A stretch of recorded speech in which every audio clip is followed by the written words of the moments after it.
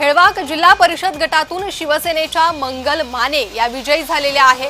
त्यामुळे भाजपला धक्का आणि शंभूराज देसाई यांनी विजयाचं खातं उघडलेलं आहे।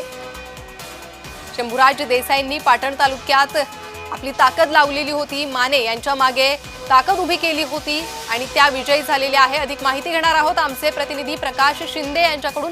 प्रकाश, देसाईंसाठी ही महत्त्वाची अपडेट म्हणूयात, शंभूराज देसाई यांनी खातं उघडलेलं आहे पाटणमध्ये। नक्कीच शंभूराज देसाई यांनी पाटण हा त्यांचा एकतर बाळे किल्ला म्हटला जातो आणि या ठिकाणी त्यांनी भाजपचे ज्या उमेदवार आहेत त्या पडलेल्या असून त्यांनी या ठिकाणी विजय घेतल्यामुळे त्यांनी शंभूराज देसाई यांनी या ठिकाणी खातं उघडलेलं पाहायला मिळत आहे। त्याचबरोबर सातारा जिल्ह्यात खरं तर भाजपने मोठ्या प्रमाणात मुसंडी सुद्धा मारलेली पाहायला मिळत आहे। अगदी आपण जर पाहिलं तर भाजप विरोधात शिवसेना असा काहीसा सामना या मतदारसंघात पाहायला मिळाला, या निवडणुकीत पाहायला मिळाला। शंभूराज देसाईंनी एक मोठी ताकद उभी केली होती, भाजपकडूनही मोठी ताकद उभा करण्याचा प्रयत्न झाला आणि जोरदार प्रचार करण्यात आला होता। मात्र या प्रचारात शिवसेनेने आघाडी घेतल्याचं पाहायला मिळतंय।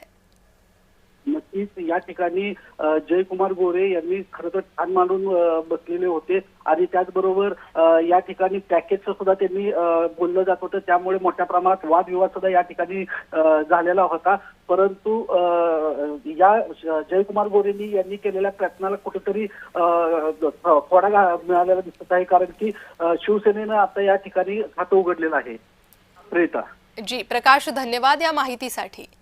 तर पाटणमधून भाजपला धक्का, शंभूराज देसाईंनी खातं उघडलंय। तर तिकडे भादोलीतून काँग्रेसच्या सोनाली सावंत विजयी झालेल्या आहे। कोल्हापुरातून काँग्रेससाठी आणखी एक महत्त्वाची बातमी आहे, तर उसगाव जिल्हा परिषदेत भाजप उमेदवार नामदेव वाईंगडे हे विजयी झालेले आहेत। भादोलीतून काँग्रेसच्या सोनाली सावंत विजयी झालेल्या आहेत।